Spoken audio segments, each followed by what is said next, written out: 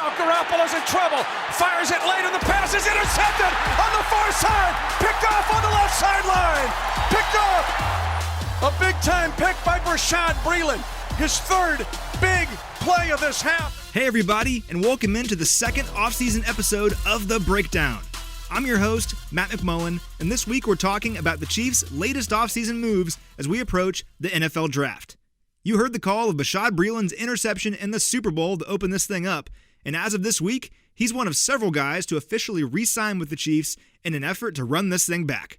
That list also includes wide receiver DeMarcus Robinson, fullback Anthony Sherman, and defensive tackle Mike Pennell. All free agents who decided they weren't going anywhere. And it's great news, too, as each played a significant role in bringing a Super Bowl championship to Kansas City. But if you're a Chiefs fan, you probably know all about those guys already. Today, we're focusing on the Chiefs' new additions that you might not know much about. Big, athletic tight end Ricky Seals-Jones, versatile tailback DeAndre Washington, and second-year punter Tyler Newsome. We'll start with Seals-Jones, who stands at 6'5" and 243 pounds. He's a 3-year veteran who most recently played for the Cleveland Browns, appearing in 14 games with 14 catches for 229 yards and 4 touchdowns. According to Seals-Jones, joining the Chiefs was an easy decision. Last season, watching the Chiefs play some games, and it was incredible to watch. And once the Chiefs reached out to my agent, and they Chiefs wanted to bring me in, it was kind of like a no-brainer. So I kind of just went off, talked with the coaches, the GM, and sat down with my family and kind of made that decision and to become a Chief. With those comments in mind, I think it's important to recognize how lucky we are that the Chiefs are viewed this way by potential free agents. The Super Bowl championship no doubt plays a big part in that, but it also says a lot about General Manager Brett Veach, Coach Reid, the rest of the organization, and of course, the fans. Here's what he knows about you, Chiefs Kingdom. Crazy fan base, man. That fan base is, I would say, top 5 in the NFL. So I'm excited to be a part of it and not against it. Love hearing that, and it's no surprise Chiefs fans have that kind of reputation around the NFL. I think they're going to like what they have in Seals-Jones, too.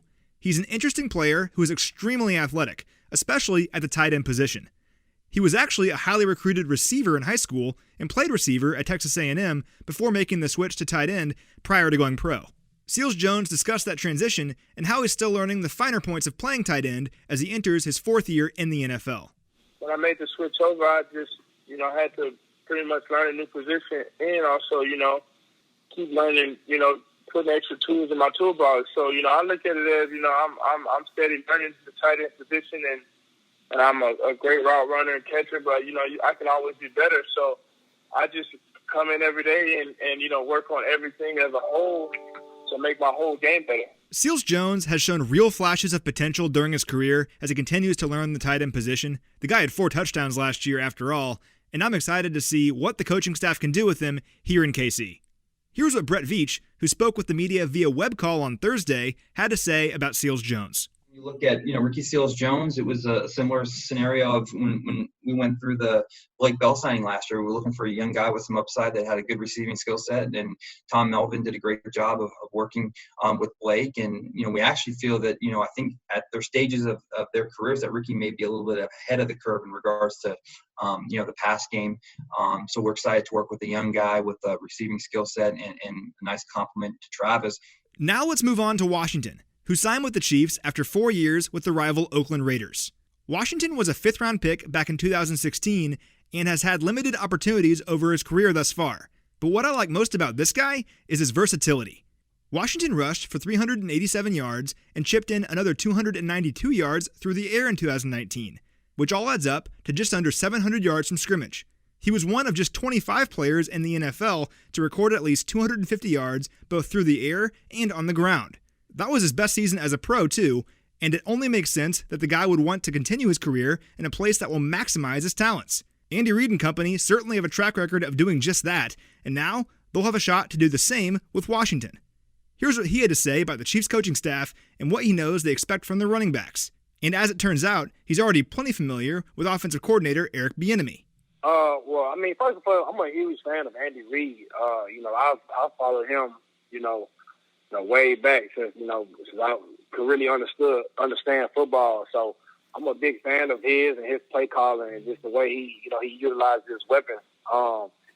And funny story, actually, Coach DeAndre actually recruited me at Colorado when he was back in his Colorado days. So we have a relationship that goes back, back to then. And just watching those guys over the course of the year, it kind of seems like everyone's involved. No matter the horsepower they got some serious horsepower in the offense.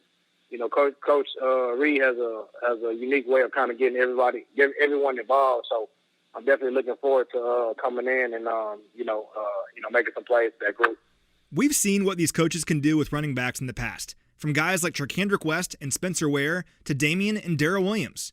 Andy Reid just knows how to put his guys in a position to succeed, and Washington is well aware of that.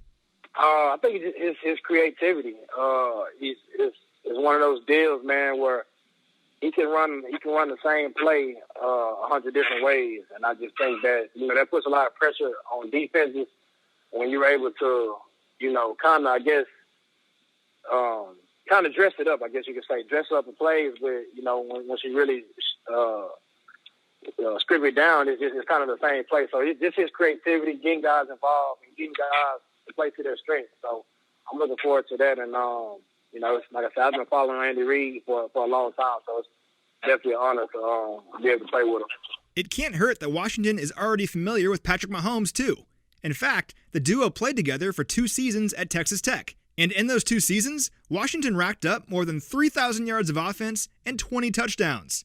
Washington seemed pretty excited to be playing with Mahomes again on this week's conference call, but I particularly enjoyed his comments on when he realized Mahomes was special. Because I remember, Patrick's first few days of practice, he was kind of just running around playing backyard football. And it was something that, that we wasn't accustomed to at that time, at Tech. So it was just kind of strange. And I'm just like, man, I don't know if this is going to work in the game. I don't know if this is really how this is going to pan out. But, nevertheless, man, it was just, Pat being Pat. And then, once those lights came on, I just feel like, he took his game to another level. So that was kind of my first memories of him. Just, man, like, I'm not really too sure how this is going to work out. You know what I'm saying? Just, his playing style. But, like I said, he was, he had a baseball background and he was just different. He was able to make a lot of plays that most guys could. Now, for those of us outside of Lubbock, I think we realized that Mahomes had the it factor in his first career start with the Chiefs against Denver in 2017. But Washington has known about this for a long time now, so it's pretty cool he gets a chance to reunite with Mahomes in Kansas City. For the Chiefs side of things, here's what Veach had to say about Washington and how patience and free agency landed him here with the Chiefs. That one kind of just worked out where the more patient sometimes you are, sometimes people fall back to you. DeAndre Washington was a guy that we liked coming out. We were being cognizant of our cap and making sure that, we had enough flexibility to do things that we wanted to do. But with running backs, that position, last year, Damian Williams was hurt early in the season. Then McCoy got nicked up. Then Darrell Williams got his hamstring. Then we signed Spencer Ware. Then he got hurt. I mean, we had 4 running backs get hurt last year. And, you can never have enough of those guys that have talent, experience. The fact that he played with Pat obviously didn't hurt. But he's a guy that can run, can catch, smart, great worker. And, again, just that experience that we went through last year, just losing so many guys. And now we had an opportunity to add a player that is proven in this league. All right, let's wrap things up with some quick thoughts on Newsome, who is entering his 2nd season in the NFL after spending last preseason with the Chargers. He ended up not making the 53-man roster with LA and didn't play any regular season snaps in 2019, but he's certainly an interesting player. He was a star at Notre Dame, averaging more than 44 yards per punt during his senior season in 2018. He also has an inspirational story, recovering from a terrible car accident while in high school that landed him in the hospital for 17 days. It remains to be seen what the Chiefs' plan is for Newsome, but competition often leads to success, and that's exactly what he'll provide for the special teams unit. We talked a lot about depth in our last episode, which highlighted the additions of offensive lineman Mike Rimmers, cornerback Antonio Hamilton, and quarterback Jordan Teamu, and these new signings are all about the same thing. I may sound like a broken record when I say this, but depth is absolutely everything in the NFL, And the Chiefs continue to find solid, valuable depth this offseason as we gear up for another run at the Super Bowl. That's all I have today, everybody. Thanks so much for listening, as always. I'll see all of you next week for the draft. We have tons of cool content planned. But in the meantime, I'm Matt McMullen, signing off.